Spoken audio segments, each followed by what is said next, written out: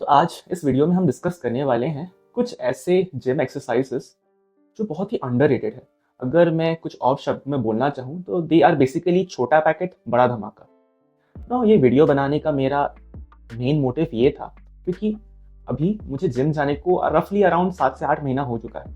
But recently मैंने कुछ ऐसे एक्सरसाइजेस डिस्कवर किए, मैंने ट्राई किया, जिन्होंने मुझे इतना अच्छा रिजल्ट्स दिया है, इतना अच्छा रिटर्न ऑन इन्वेस्टमेंट दिया है कि मैंने सोचा कि यार काश ये एक्सरसाइज, काश ये वर्कआउट रूटीन मैं अपने पहले दिनों में जब मैंने जिम नया नया ज्वाइन किया था तब से किया होता तो मेरा अभी प्रोग्रेस बहुत अच्छा होता। ट्रस्ट मी, इनमें से कुछ एक्सरसाइजेस आपको इतना अच्छा रिजल्ट्स देंगे कि आपको फर्स्ट मंथ से ही डिफरेंस पता चलना शुरू हो जाएगा। तो बिना किसी देरी के चलो इस वीडियो को शुरू करते हैं। नाउ एक्सरसाइज नंबर 1 है ट्राइसेप्स के लिए और इस एक्सरसाइज का नाम है single arm tricep overhead extension. ना इसको भी आप ना दो तरीके से परफॉर्म कर सकते हो। फर्स्ट एक डंबल से या सेकंड आप अपने केबल मशीन से ही परफॉर्म कर सकते हो। कुछ इस तरह दिखता है। इसमें आपको अपने हाथों को सर के पीछे लेके जाके इस तरह वापस ऊपर लेके जाना होता है। आप इवन वीडियो में भी देख रहे होंगे कि किस तरह ये मूवमेंट करते हुए मेरा ट्राइसेप इंगेज हो जा रहा है।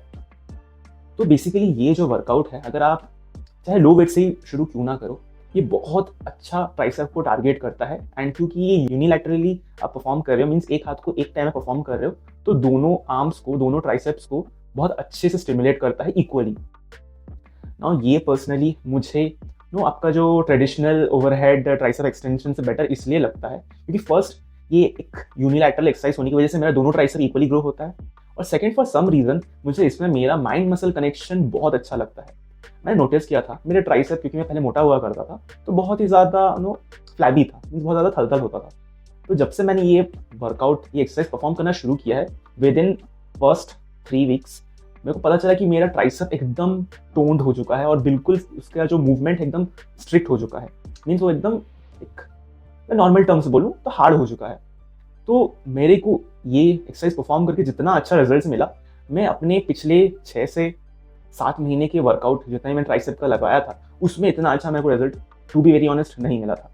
तो इसलिए ये लास्ट मंथ ही मैंने डिस्कवर किया एंड इसका रिजल्ट से मैं बहुत ज़्यादा खुश हूँ। तो आप भी अपने वर्कआउट रूटीन में ये वाला बिल्कुल ट्राई करना। ना coming to the exercise number 2, ये होगा आपके बाइसेप्स के लिए। ना बाइसेप्स के लिए मैंने रिसेंटली परफॉर्म किया है इंक्लाइन डंबल कर्ल। तो बेसिकली ये वर्कआउट आप एक इंक्लाइन बेंच पे परफॉर्म करते हैं। आप अपने इंक्लाइन बेंच को 30 या 45 डिग्री में सेट कर दो, आराम से लेट जाओ, अपने पैरों को फर्म कर लो जिस तरह आप चेस्ट प्रेस लगाने वक्त करते हो, एंड कोई भी डंबल आपके करंट स्ट्रेंथ के हिसाब से आप चूज़ कर लो। लेट्स से 7.5 या 10 किलो का डंबल हो, एंड उसको धीरे से नीचे लेके जाके उसको ऊपर लेके आओ।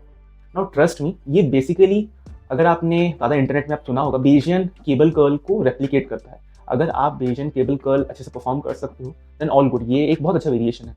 बट अगर आप फॉर सम रीज़न मेरी तरह परफॉर्म नहीं कर सकते तो ये वाला बहुत ही मस्त ऑल्टरनेटिव है। एंड आप सीरियसली इसे एक बार जेन्युइन ट्राई करके देखना, इतना अच्छा माइंड मसल कनेक्शन आपको अपने बाइसेप्स के साथ मिलेगा। ट्रस्ट में आपको उतना अच्छा बाइसेप का माइंड मसल कनेक्शन शायद ही कोई और वर्कआउट में मिले। पर्सनली मेरे को तो इसमें बहुत अच्छा मिला है अपना बाइसेप का एक्टिवेशन। तो ये वाला भी मेरा सेकंड एक्सरसाइज होगा अंडररेटेड एक्सरसाइज लिस्ट में। थर्ड नंबर पे आता है, ये बेसिकली आपको पता ही होगा, ये होगा मशीन लैटरल रेस। मैं ये नहीं बोलूँगा कि डंबल से लैटरल रेस करना या फिर केबल से लैटरल रेस करना इनइफेक्टिव है। डेफिनेटली वो दोनों भी इफेक्टिव है। नाउ स्पेसिफिकली मैं ये मशीन लैटरल रेस क्यों चुन रहा हूँ, it's because machine lateral raise में मैं फॉर सम रीज़न ज़्यादा हैवी जा सकता हूँ ना। एक यहाँ पे एक डिबेटेबल पॉइंट मेरा ये आ जाता है, कुछ लोग इंटरनेट में ये बोलते हैं या कुछ लोग भी आप बोलते हुए सुने होंगे कि लैटरल रेस में हमें मॉडरेट वेट यूज़ करना चाहिए और अपने फॉर्म को स्ट्रिक्ट रख के ज़्यादा से ज़्यादा रेप्स लगाने चाहिए। Means more than 12, more than 15 reps जाना चाहिए। बट मैं पर्सनली जो अपने लिफ्टिंग जर्नी में मैंने खुद का ग्रोथ जब मैंने नोटिस किया, सबसे बेस्ट ग्रोथ मुझे तब मिला जब मैं हैवी गया लैटरल रेस मशीन में। हैवी इन द सेंस मैं कुछ ऐसा वेट चूज़ करता हूँ जिससे मुझे hard to hard 6 to 10 reps मिले, max to max 12, not more than that. तो इतना हैवी वेट जाने में ऑल्दो मेरे को अंदर से कहीं ना कहीं कंसर्न लगता था कि शायद ये गलत हो, क्योंकि बाकी लोग तो बोलते हैं कि यार आपको ना मॉडरेट वेट में स्ट्रिक्ट फॉर्म में ज़्यादा रेप्स जाना चाहिए क्योंकि शोल्डर एक छोटा मसल ग्रुप है। बट मैंने ये एक्सपेरिमेंट किया एंड मेरे को सीरियसली बहुत अच्छे रिजल्ट्स मिले। एंड ट्रस्ट मी, अगर आपको भी अपने शोल्डर का विड्थ इंक्रीज करना है, आपको भी वो सुपरमैन अगर लुक चाहिए, तो आई वुड डेफिनेटली रिकमेंड कि गिव इट अ ट्राई। अगर आपके पास मशीन लैटरल रेस का नहीं है आपके जिम में, तो आप नॉर्मली डंबल से या केबल से परफॉर्म कर सकते हो। बट इशू क्या है, मैं पर्सनली डंबल या केबल से परफॉर्म करने में बहुत मेरे को डिफिकल्टी लगता है, क्योंकि मैं उतना अच्छा फॉर्म मेंटेन नहीं कर पाता। बट इसीलिए मेरे को मशीन लैटरल रेस बहुत अच्छा लगता है, जिसकी वजह से मैं अपना फॉर्म भी मेंटेन कर पाता हूँ और मैं हेवी भी जा सकता हूँ। तो ये मेरे लिस्ट में 3rd नंबर पे आएगा ना। 4th नंबर पे आता है मिड रो, खास करके chest supported mid row machine. ना मिड रो मशीन ऑल्दो मैं अपने लिफ्टिंग करियर या लिफ्टिंग जर्नी के बहुत स्टार्ट से यूज़ कर रहा हूँ, बट मेरे को रिसेंटली एक बहुत ही सरप्राइजिंग चीज़ पता चला। वो ये है, तो पहले क्या ना, मैं हर किसी की तरह मॉडरेट वेट या थोड़ा सा हेवी वेट ज़्यादा था, जिसमें मुझे 12 से 15 रेप्स मिल जाए, और वैसे ही मैं अपना मिड रो परफॉर्म करता था। बट जैसे मैंने लैटरल रेस में बोला, मैंने स्विच किया अपने वर्कआउट्स को, एंड उसमें मैंने ये एक चेंज किया कि मैं ज़्यादा हैवी वेट्स परफॉर्म करने लगा। ऐसा भी नहीं कि पूरा ईगो लिफ्टिंग ही कर लिया और पूरा फॉर्म का एकदम ही बर्बाद कर दिया, ऐसा नहीं किया था मैंने। मैं अपने मोशन को कंट्रोल रखता था, अपने रेप्स को स्लो रखता था, बट मैं एक ऐसा वेट चुनता था जिससे मुझे हार्डली 6 to 10 रेप्स मिले, नॉट मोर देन दैट। इतना हैवी में जाया करता था। एंड इसकी वजह से मैंने रिसेंटली पुलअप ट्राई किया और मेरे से सच में पुलअप हो गया, क्योंकि मेरा बहुत लंबे अरसे का ड्रीम था कि यार मेरे को कभी ना कभी लाइफ में पुलअप परफॉर्म करना है। मुझे ना पता भी नहीं था, मुझे लग रहा था कि यार मेरे अंदर उतना कभी स्ट्रेंथ डेवलप होगा ही नहीं कि मैं पुलअप परफॉर्म कर पाऊँ। बट जस्ट बिकॉज मैं पर्सनली, मेरे को फील लगता है कि heavy mid row movement, heavy rowing movement in general करने की वजह से, खास करके चेस्ट सपोर्टेड, मेरे बैक में इतना स्ट्रेंथ डेवलप हो गया, मेरे बाइसेप में इतना स्ट्रेंथ डेवलप हो गया कि विदाउट पहले कभी पुलअप ट्राई किए, मैंने जब पुलअप ट्राई किया वो हो गया। एंड अभी मैं करेंटली अपने बॉडी वेट और अपने करेंट स्ट्रेंथ के हिसाब से 6 पुलअप्स कर सकता हूँ।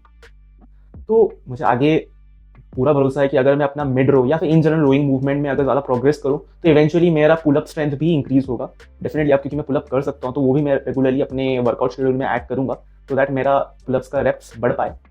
बट हाँ, अगर आपका भी मेरे जैसे पुलअप करना एक ड्रीम है, आई वुड डेफिनेटली सजेस्ट कि try going with a chest supported mid row machine या फिर chest supported in general rowing machine and go heavy in it. अगर आप हैवी जाओगे तो डेफिनेटली आपका स्ट्रेंथ इतना इंक्रीज हो जाएगा कि आपको शायद विदाउट असिस्टेड पुलअप मशीन के भी आप पुलअप कर सको। मेरी जिम में ऑल्दो असिस्टेड पुलअप मशीन था, बट मेरे को फॉर सम रीजन वो उतना अच्छा नहीं लगता था। मुझे हमेशा से नेचुरली पुलअप करने का बड़ा मन था। And all thanks to going heavy in the rowing movement, मैं फाइनली अपने बैक में इतना स्ट्रेंथ डेवलप कर पाया कि मैं पुलअप बिना सपोर्ट के भी कर पाया। लास्ट एक्सरसाइज जो इस लिस्ट में मेरे है वो है इंक्लाइन चेस्ट प्रेस। ना आप में से कितने लोग ये बोलोगे कि अरे यार ये अंडररेटेड कैसे है, तो इसमें एक्चुअली एक छोटा सा कैच है। रिसेंटली मैं अपने इंक्लाइन चेस्ट प्रेस में थोड़ा ज़्यादा वेट जैसे कि 100 या 120 डाल के मैं परफॉर्म करता था, एंड इससे मेरा उतना हाई रेंज ऑफ मोशन नहीं होता था। मेरा range of motion close to 70, 80 या इवन 50 हुआ करता था ना। इसके पीछे का मेरा लॉजिक ये है कि मुझे अपने डंबल चेस्ट प्रेस जो इंक्लाइन एंगल में परफॉर्म करता हूँ, मुझे उसमें प्रोग्रेस करना था, और मुझे ट्रेडिशनल मेथड से उतना अच्छा रिजल्ट नहीं मिल रहा था। तो मैंने सोचा कि एक अगर मैं मशीन में परफॉर्म करूँगा तो एटलीस्ट मैं उतना स्ट्रेंथ गेन कर लूँगा।